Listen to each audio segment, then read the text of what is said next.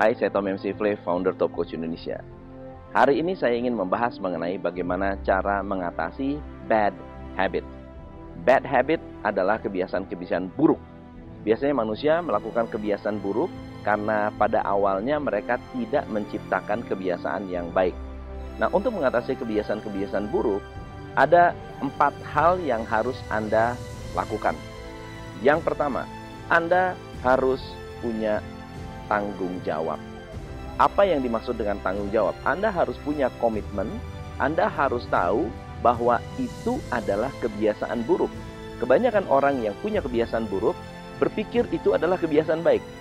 Banyak orang yang punya kebiasaan buruk merasa kebiasaan buruk itu tidak akan mengganggu siapa-siapa. Misalnya kebiasaan buruk untuk misalnya buang sampah, kebiasaan buruk untuk ludah sembarangan, kebiasaan buruk untuk misalnya bangun siang. Mungkin hari itu, saat itu, momen itu tidak ada yang mengganggu. Tetapi kalau kebiasaan buruk itu terus-menerus dilakukan, kebiasaan buruk akan membuat orang lain terganggu atau masa depan kita terganggu.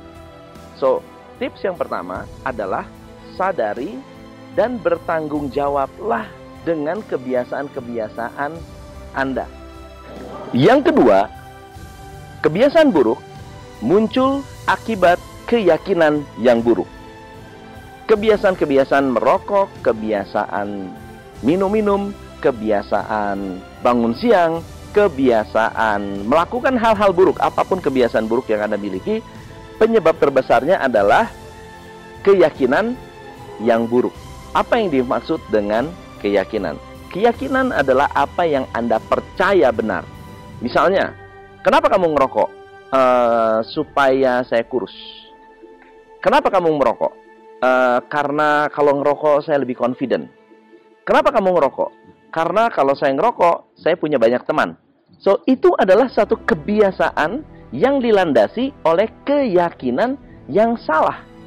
Jadi, Anda harus merubah keyakinannya supaya kebiasaannya berubah.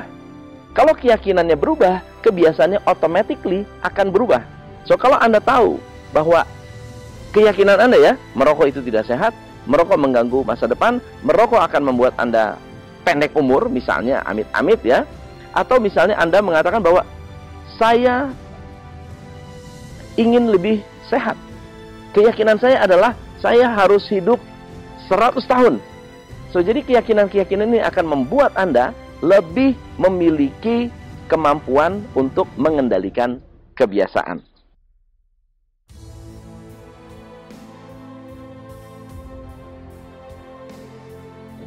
Yang ketiga adalah Anda harus menciptakan kebiasaan baru. Kebiasaan lama yang tidak digantikan dengan kebiasaan baru akan terus-menerus kembali ke kebiasaan lama. So, kalau Anda memang sudah tidak merokok, Anda ingin bangun pagi, setelah bangun pagi harus ada komitmen lain, harus ada sesuatu yang Anda gantikan. Misalnya ada orang, saya berhenti ngerokok, akhirnya saya makan permen. Saya berhenti merokok, lalu mengunyah permen karet yang low sugar. Saya berhenti ngerokok, lalu melakukan apa? So, itu semua adalah alat yang baik untuk merubah kebiasaan Anda. Dan tentunya yang terakhir, yang keempat adalah Anda harus lanjutkan sampai menjadi kebiasaan baru. Jangan menyerah, jangan berhenti, karena pada saat Anda berhenti, Anda akan langsung sliding back, merosot kembali ke kebiasaan lama. Kalau Anda tidak memaksakan diri, Anda akan terus-menerus kembali, dan istilah orang itu yoyo. Yoyo ya, nggak bisa menjadi kebiasaan atau kebiasaan yang baru.